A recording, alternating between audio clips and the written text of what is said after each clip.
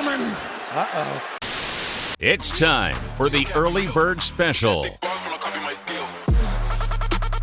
Bringing you the best stories from the world of sports and sports entertainment. Now, here are your hosts, Sparky and Burdick. Before we welcome in Bakersfield Pizza Co., we might as well just kick off our sleepers. Yeah, I will say my three sleepers, which some are a reach. I'm in the middle. I'm actually in the tail end of my first dynasty draft, and we're at the point where everyone pretty much only has the max of $1 for each player to fill our roster. And is that normal? I know this is your first, or is this your first auction league? I've done several auction leagues, but this is my first dynasty league. Is that normal then? Like people blow their money in the first 3 rounds and then just go $1 picks for the rest? Yeah. I mean, pretty much, we had to skip over our rookie draft because in a dynasty league, you obviously just like an expansion team, you're building your team. You have 5-year contracts, 4, 3, 2. You have franchise tags. You have all this. Plus, you have a practice squad team that you could only put rookie players on it, and then you have 3 IL spots. And some of the owners, it seems like they have never played before because they're complaining, oh, the rosters are too big. And I'm like, this is perfect because I can start snagging rookies and stashing them on my practice squad, and they're not taking roster spots up. So my sleepers, I threw in a couple just because I know they're young and they could be some surprising moves. My number 3 sleeper was Matthew Golden over in Green Bay. I'm expecting him to step right in, especially with Daubs probably on his way out. Number 2 is Ricky Purcell over in Frisco. I like the kid, and we just got into it in the first hour. They are wide receiver needy in Frisco. And number 1 is Emeka Egbuka in Tampa. The rookie from Oklahoma or Ohio State, I mean. I like him. I loved him in Ohio State, but I think he, especially, there was news this morning that Godwin is now off the PUP list, but they are going to take him real slow, that he might still not play in regular season games until about week 3, week 4. And I think this just gives this kid an opportunity to step in and show what he can do. I know in training and practice, he's been working out well with Baker, and you know how Baker likes to sling it. So I think he might be a good sleeper, especially in that offense. Well, you beat me to 2 of mine because I agree with you on 2 of them. There's one that I have differently. My 3 sleepers for this year for wide receiver, although I agree with you on Ricky Parasol, especially with the just wide receiver shambles that is the wide receiver room in San Francisco. He's going to get a lot of targets. He's looked great. And honestly, a lot of 49er fans that I know have spoken nothing but great things about this guy. He's bouncing back from that horrific start to his last season. I don't mean in his play, I mean in his personal life. He was the one that got shot right before the season and was dealing with that. Thank God he's alive. We were talking about Andy Reid getting shot at the beginning of this show.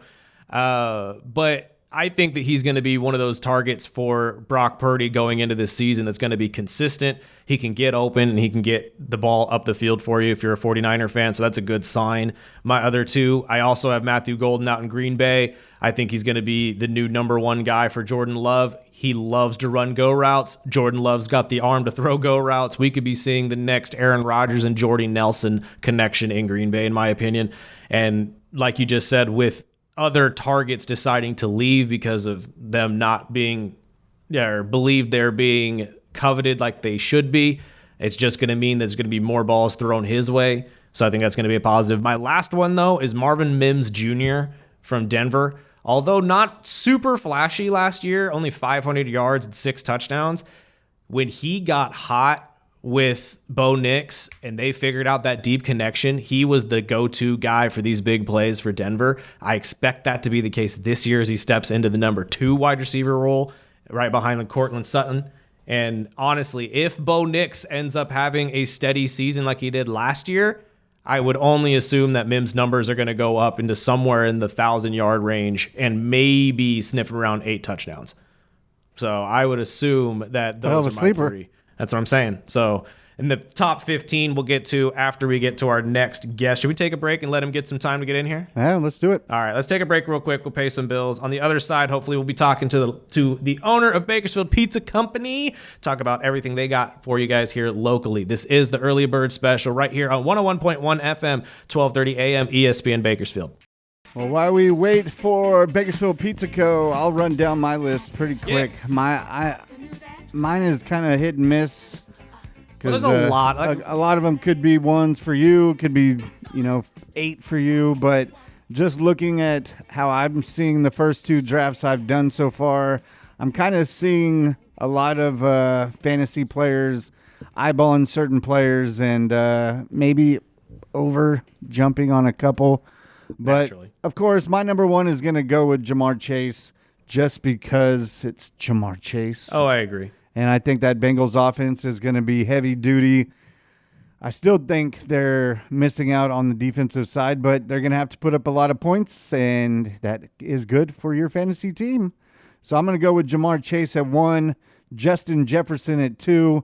I'm still on the fence with what we can expect from JJ, but if Sam Darnold can do it, I think JJ McCarthy and Justin Jefferson could at least be as good as Advertised. Advertised. That's fair. Number 3, I like St. Brown in Detroit. I know Detroit's got a tough schedule, but I think St. Brown is going to get his. Number 4, I went with Puka. It might be early. It might be... But if you play a PPR league, Puka is always money, and I'm hoping he could stay healthy throughout this season because I did have him last year, and those injuries killed me. Number 5, I'm going to go with CeeDee Lamb. It's CeeDee Lamb. I know Dak and CeeDee get their points, and CeeDee is one of those, he gets his stats, and he's good for a couple big games, and it always seems to happen when I need it. So I'm going to roll with CeeDee Lamb at 5. My surprise is 6, which could be a surprise for others, but I'm going with Nico Collins. The guy is massive when it comes to fantasy. He could have been way deeper on that list, but every year he continues to surprise me in the fantasy world, and I put him right over Tyreek Hill at 7. And it's just one of those questions I put on pretty much everybody in that Dolphins offense.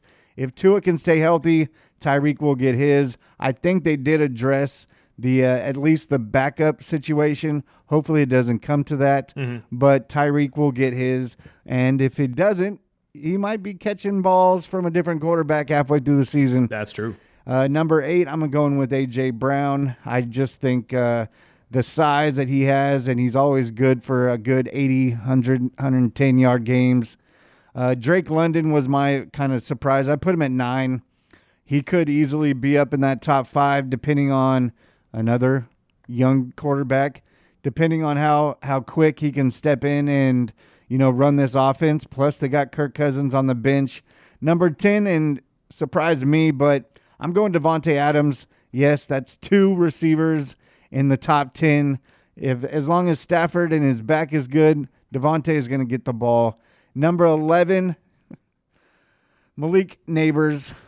I love this kid. It could have been several other younger receivers that I dig, but I like Neighbors, and I still think that what I've seen from Russell Wilson, I know he's on the back end of his career, but the kid can still throw a 70-yard deep one, and I've seen it in practice. I've seen it last week in preseason, and then I wrapped up my top 12 with DK Metcalf, which I don't think he's going to be as big as he has in Seattle, but I think with Pittsburgh running the ball and having teams having to stack that box, I think DK will get his. My only reason I left DK off my list is just because I know how Arthur Smith's offenses work, and the wide receivers never get the love you think they should. I could promise you that right now. But it's entirely possible that Aaron Rodgers coming in and having the talent to throw the ball the way he does maybe changes that, because they are shifting the offense around him a little bit more. So maybe we'll see something a little bit different than what we saw with Arthur Smith, both with Russell Wilson and with Atlanta when he had Marcus Mariota, amongst others. I'm going to go from bottom up for mine. My top 2, it's no surprise. I mean, Sparky said it himself as well. I agree with him. Jamar Chase, Justin Jefferson, 1 and 2.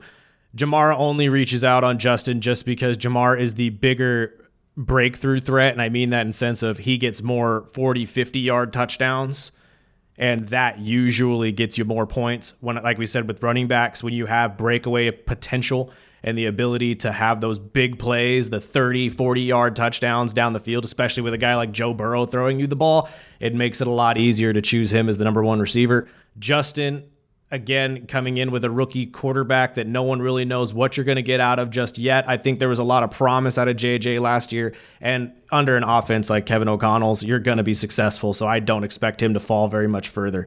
I'm going to go down to 15 real quick, though, and go up to 3. My 15 is Nico Collins. I think Nico has improved every single year, and I agree with you, Sparky. He's been one of those surprise picks every year for me as well, especially when it comes to production, but his injuries are why I have him down here. Usually every year he's good for one semi-serious injury, which keeps him out 3-4 weeks in the year, which if you are looking or desperate for a win, you need your top receiver there, and that unfortunately puts Nico Collins lower on my list. 14, I put Travis Hunter. I think it's interesting because I've heard this and I read into it myself just to make sure. Not only does he get points as a wide receiver, but he can also get you points as a corner. So say Travis Hunter gets a pick 6, you get credit for that pick 6.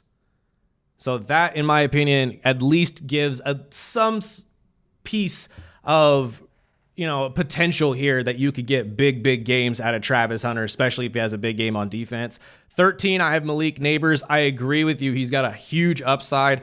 But again, sophomore slump is a real thing, especially for wide receivers as well as quarterbacks. And until I see Russell Wilson or Jackson Dart as the starter, I can't really say which type of offense they're going to go with. I don't really see Russell Wilson as the gunslinger anymore and throwing deep balls. Now, constantly keeping the offense going and consistent, absolutely Russell Wilson could do that for you. But if you have a guy like Jackson Dart in there who can sling it, I think that you have potential here for Malik Neighbors to have some great numbers. Number 12 for me is Puka Nacua. And the only reason he's this low on my list is because of the injury. I actually kept Devonta off the list because of Matt Stafford's injury. Until I see otherwise that he is 100%, he's the Matt Stafford we know he is, I can't say that the wide receivers are going to have the production that they need to be top wide receivers for you in fantasy football. Number 11, I got Calvin Ridley.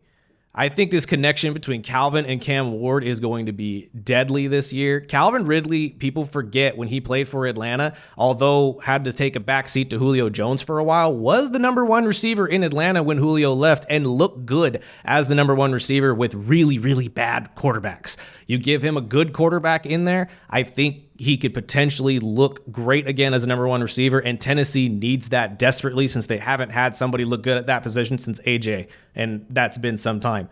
Number 10, I have Terry McLaurin. I genuinely believe that Terry McLaurin's not going anywhere, and this Washington Commanders team is going to figure out some sort of contract negotiation with him to keep them there long term and keep him as the number one choice for Jaden Daniels to be throwing the football to. And as we saw last year, the Jaden Daniels and Terry McLaurin connection is deadly. It is going to continue that way, and Terry's one of those wide receivers that you can always count on to get you your fantasy points. Number 9, I have Tyreek Hill. The only reason, again, injuries. I can't really count on Tua to be there all the time, and like Sparky said, if the Dolphins have a really rough start to the season, you could potentially see Tyreek on a completely different team. God only knows which team that is, so if it's a good or a bad thing, we will find out as the season goes on. Number 8, I got Brian Thomas Jr. from Jacksonville. I think a lot of people are forgetting how good he looked last year, and Trevor Lawrence has created a good chemistry with him on the offensive side of the ball. We also have to remember the new head coach in Jacksonville is the old offensive coordinator in Tampa Bay, and he knows how to use 2 receiver sets beautifully to get both of these guys open. He's going to utilize that to get both Brian Thomas and Travis Hunter going early, and hopefully we will see the first productive season in Trevor Lawrence's whole career. I'm going to speed through these last handful just to get us to our break so we can get to our guest of the day. Number 7, Mike Evans, pinnacle of consistency. 1,000 yards every single season, no matter how many games he's hurt. He's the number 1 touchdown guy for Tampa Bay every single season. He's scored double digits in 5 of his 10 seasons with the team.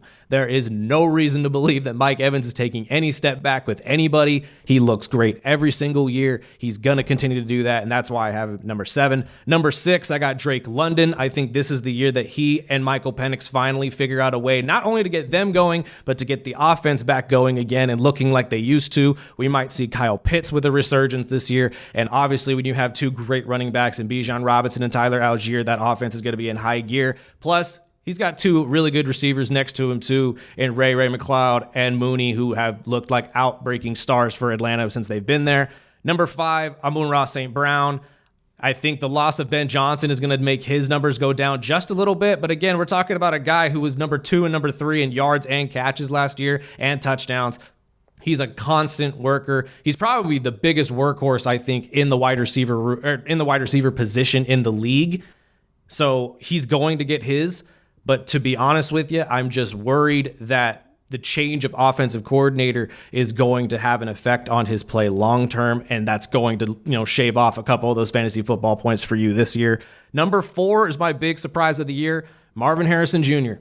No one's talking about him, but I'm telling you right now, he's come back a different player. He's bigger, he's faster, he's stronger, and he's ready to be the number 1 receiver that everybody believes he can be. And honestly, when you're living up to the name that is your father, I think that it is just time for him to really step up and show Kyler Murray, you have a number 1 guy. That's me. Throw me the football and let's go win some games in Arizona. And then my final number 3 pick, since I already told you Justin Jefferson and Jamar Chase are my 1 and 2, I got CeeDee Lamb. Much like some other situations here, I think Dallas, with their backs against the wall, Dak Prescott needs to have a good year. And just 2 years ago, I think we forget about this, just 2 years ago, both CeeDee Lamb and Dak Prescott were leading one of the best offenses in football. CeeDee had almost 1,800 yards that year. I think we're going to see a little bit of a resurgence of that. Maybe not to that level, but I can definitely see CeeDee Lamb coming back and being one of the most prolific wide receivers in the fantasy football world this year. And honestly, I don't think a lot of people are talking about him enough. I really don't. I think you're going to see a lot of guys shoot for other people before they're willing to pull in CeeDee Lamb. So that is my top 15 for you as well. Hopefully that helps you guys out. And we'll get to a break real quick. On the other side, we promise we will have our guest of the day. He is in the building. So we will be right back with that right here on 101.1 FM, 1230 AM, ESPN Bakersfield.